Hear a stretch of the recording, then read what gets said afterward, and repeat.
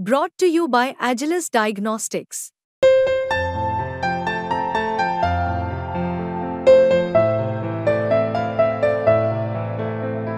Agilus Diagnostics 2024 के विधानसभा चुनाव से मुंबई में पदयात्रा करते शरद पवार के वीडियो ने तहलका मचा दिया है।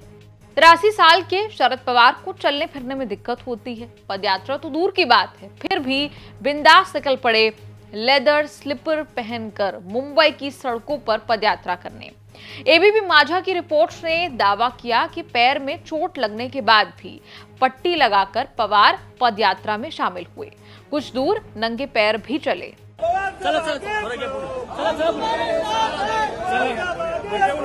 हम तुम्हारे साथ हैं, हम तुम्हारे साथ हैं। सोहेल भाई पीछे रुको, पीछे रुको।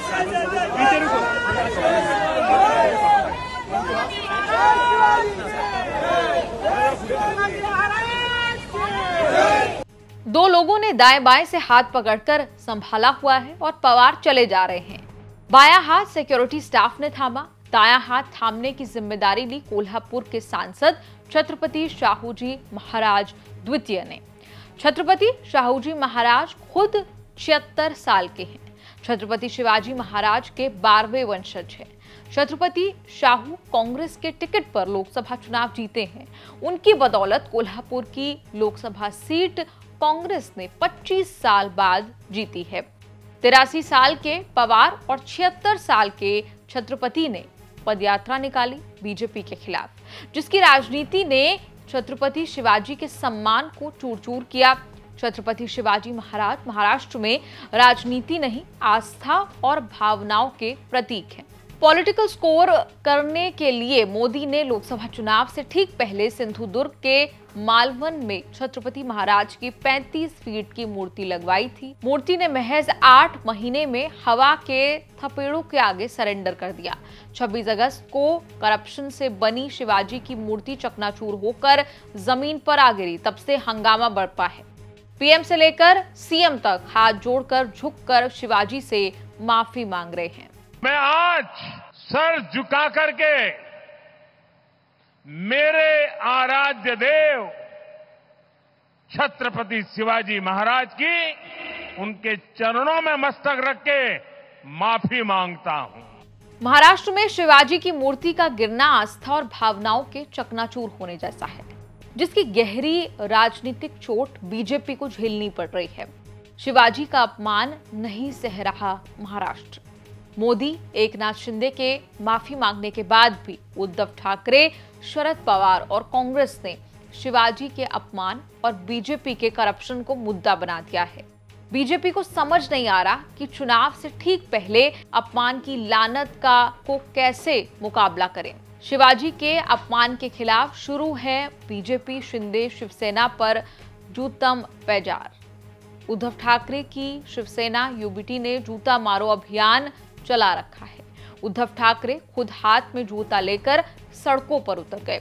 सरकार चली गई, पार्टी छिन गई, तब भी उद्धव ठाकरे ने कभी ऐसे तेवर नहीं दिखाए।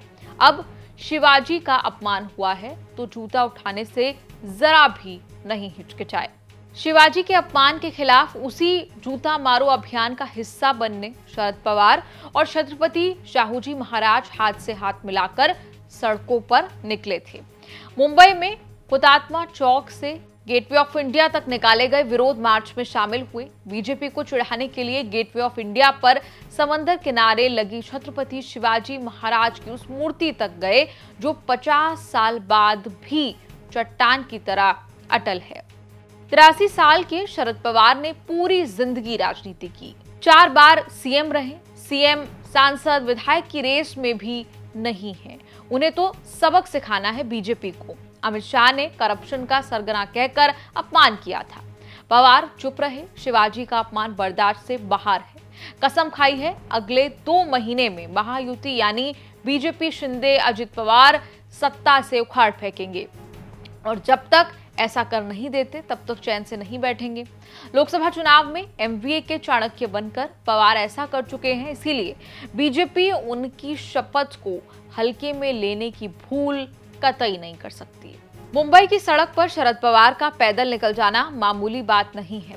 महाराष्ट्र की राजनीति का इतिहास गवाह है कि जब जब उनकी ऐसी तस्वीरें वायरल हुई, बीजेपी को करारी चोट पहुंचाकर महाराष्ट्र की राजनीति पलट दी। कभी नहीं भूला जाएगा शरद पवार का 2019 का वो भाषण जो उन्होंने नवी मुंबई की रैली में बारिश में भीगते हुए दिया था। उसी भाषण ने 2019 का चुनाव पलट दिया था। मुंबई की सड़क पर पैदल चलकर पवार ने बीजेपी को पॉलिटिकली भी ललकारा। 4 दिन पहले मोदी सरकार ने शरद पवार को Z+ सिक्योरिटी कवर का ऑफर दिया था। NSG CRPF के कमांडो सिक्योरिटी में तैनात होने थे। पवार ने ताल लिया कि सिक्योरिटी के बहाने जासूसी का चक्रव्यूह रच रही है बीजेपी। सरकारी Z+ सिक्योरिटी ठुकराकर यूं ही निकल पड़े मुंबई में पैदल।